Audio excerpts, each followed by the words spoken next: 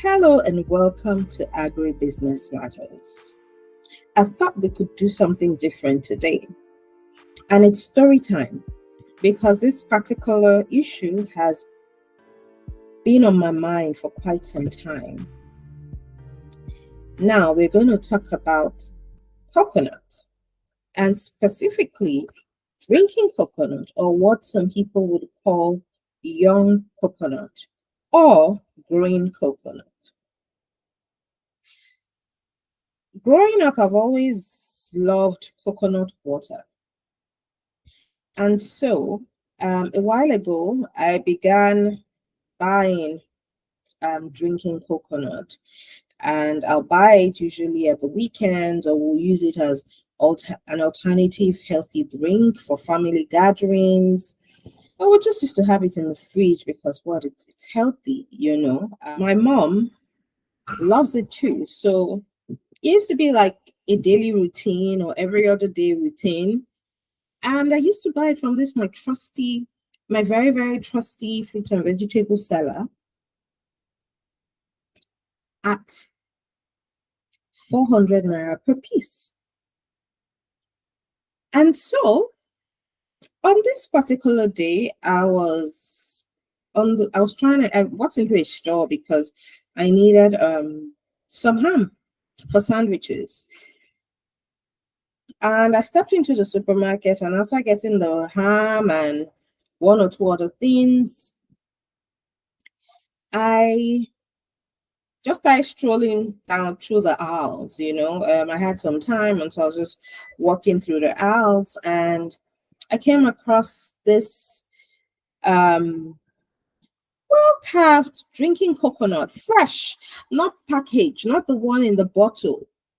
Coconut, the drinking coconut, carved to remove all of the green parts, and so you just have the white parts, properly packaged, and on the store shelves on these the fridge aisle of this store where you have like they cook fruits and vegetables.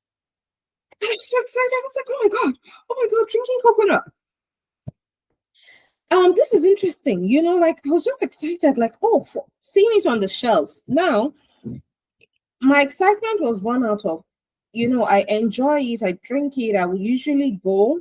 It's when I get to my fruit and vegetable seller, the fruit and vegetable seller that I patronize, the green coconut is whole, like it's full, it's not carved. So when I buy it, I tell him how I want it carved, and he just takes the machete and carves it, cuts off the top so that it's easier for me to put a knife through and put a straw and then carve the bottom just so that it stands properly in my fridge.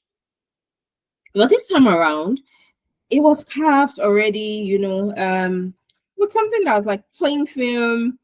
And then I picked it up, excited, and I turned it around because I was curious. Is it done in Nigeria? I was excited. Just if it's done in Nigeria, I'll just note the name of the company and and reach out to them or something, and then I turned it around and I saw origin, and I'm going to show you the picture in a bit. I'm going to show you the photos in a bit. And I turned it around, and it was origin Vietnam, and the company was in Netherlands. So the branding and the company that imported it from Vietnam was based in Netherlands. And I was like, wow. And in my head, I'm doing this calculation. Oh my God. This coconut was planted in Vietnam, shipped from Vietnam to Netherlands, packed, carved, packaged properly and nicely, and it has found its way to this store in Lagos, Nigeria, and is on the store shelf. And I just started thinking about the journey of this coconut. Needless to say, I was curious. I said, this has to be some special coconut. This has to be like, I need to buy I need to buy and just try it. I'm sure even at that time I had drinking coconut in my fridge, but out of curiosity of the journey of this coconut, I'm like, this coconut needs to be, this coconut needs to be extra special for it to be here. And so I took two and I started walking towards the pay points. I got there and I'm like, okay, please could you I wanted to know how much it was because I was holding two and I just wanted to reconfirm whether I will go and take more or something. And then she scanned the barcode and she said, and I asked how much, and she said 12,000. I'm like, eh? She said 12,000. Eh? 12,000. Okay. Just did reverse with no break. Boom, boom, boom. To drop the other one. 12,000 for one coconut. Hey, 12,000, one coconut. Now, keep in mind that I was buying it at the time from my trusty fruit and vegetable seller for 400 naira. So I'm like, eh? You say?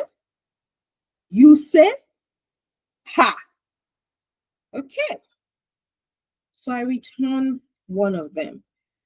And I'm like, okay, I need to take one at least because I need to satisfy my curiosity. I cannot just come and see this thing by myself without tasting it, without knowing, without justifying to myself or just confirming that this coconut was what this journey from Vietnam to this shelf, to this Lagos store shelf, and then to my house.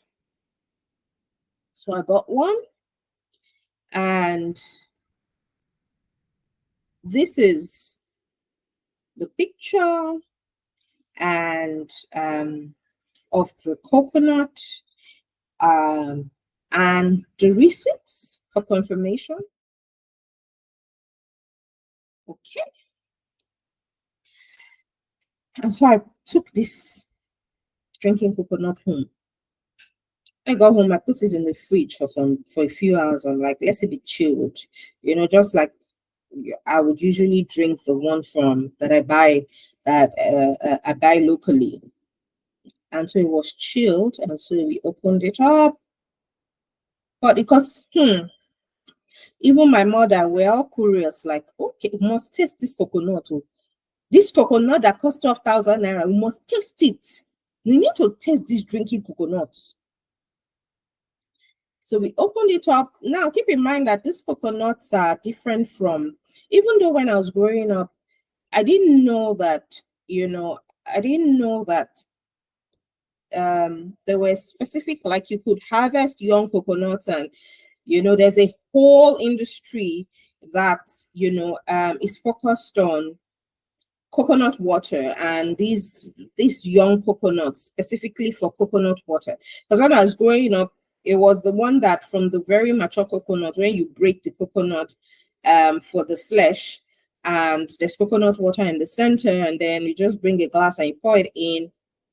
But now when I think about it, that coconut water from the very mature coconut wasn't always so much. The younger coconuts, the green coconuts, the ones that specifically for drinking are younger, and so they are encased with more liquid than the more coconut water than the matured coconut.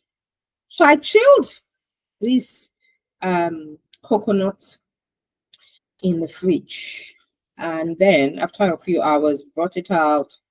I opened it up, I poured it into a glass because I also wanted to understand how much liquid it contained.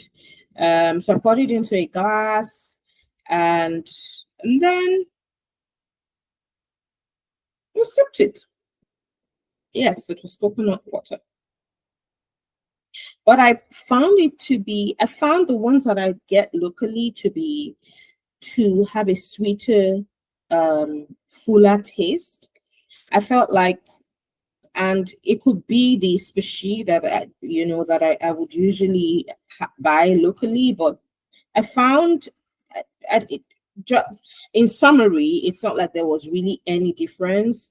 I know sometimes I would get very sweet drinking coconut locally, and sometimes I'll get one that is not as sweet. This one that I bought that was from Vietnam and had made its way to Lagos, Nigeria, um, wasn't sweet, but it was refreshing, just like every other coconut water. And that experience got me thinking. This brand had packaged this coconut, had done a good job of packaging this coconut. I do not think that it was the brand that shipped it to Nigeria. I kind of feel like maybe an importer in Nigeria bringing in a variety of imported products had picked this up perhaps from a store shelf abroad in the Netherlands or maybe some other country, or maybe some other European country. And then it found its way to store shelves in Lagos, Nigeria, where I picked it up from. But it got me thinking about so many things, and first is the sustainability point of view. Um, Sustainability in terms of the journey that this coconut had to go through to be found on a store shelf in Lagos, Nigeria, when Nigeria in itself produces a lot of coconut. Yes, Nigeria may not be one of the top producers of coconuts, even though Nigeria has a lot of potential for coconut production. But the fact that it was priced at 30 times the price by this particular store. This had to do with perhaps they bought it in euro. I know a few euros. If they bought it, for example, €3, um, those drinking coconuts are not particularly light. So I want to believe that the cargo weight as well for it to be found, to be brought to Nigeria, added to that price. But then again, it just got me thinking about sustainability, thinking about innovation to our own products, right? Because it was well packaged and it was so attractive, even on the store shelves. So it got me thinking in so many different directions. First of all, I was worried from the sustainability standpoint as to why Vietnam to Netherlands to Lagos, Nigeria, when we grow a lot of coconut, we produce a lot of coconut, and I've not seen anything like that on any store shelf. Like, I haven't seen coconut water, fresh coconut water, not the canned one. I've bought canned coconut water. I've bought packaged coconut water. All that coconut water that I bought on the store shelves in Lagos, in Nigeria, have been imported, but I've not seen fresh coconut like this that was packaged in this way on the store shelf. So it got me thinking. It was, very sort of like straightforward business model, to have the coconuts carved and then to refrigerate them and then have them, on sale. And I was thinking that, this was a lovely business model, and I give it to the company, Discover.nl, for what they do. Very innovative, but it just showed me that there's so much that we can be doing in our country, particularly in this time when there's been that struggle of how much food we import. We import so much, we import too much for that matter. I didn't think that this coconut water made the cut for what was priority to import, just because it is something that is readily available, which we could easily put on the store shelves without much ado. So this has got me thinking, and I write a whole article on this, on the journey of the coconut, on a blog on our website, agribusinessmatters.com.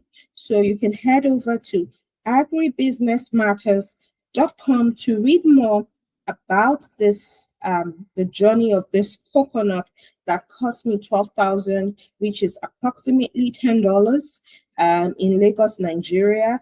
Just this one singular coconut. You can head over to agribusinessmatters.com to read more about this, my thoughts on it. On the Agribusiness Matters blog, you can let me hear your views about this. Looking forward to hearing from you and for us to have conversations around this on agribusinessmatters.com. You know, I would appreciate your support on agribusinessmatters.com. Please subscribe, to receive a weekly newsletter, to receive updates and all of that. So while we do podcasts on our YouTube channel, but you can catch us on agribusinessmatters.com, sharing news and knowledge and information within the agribusiness, agriculture, and farming space. Information that I think that you would find helpful and insightful, because every day we eat, and it would be great to just understand what's happening within this space, how all of this translates into the food that is on our tables every day. Thank you so much for staying tuned, and looking forward to sharing more with you on this channel. And don't forget to subscribe to this channel as well. Subscribe. Appreciate the support, and then head over for more reads on agribusinessmatters.com. Thanks again, and see you next time.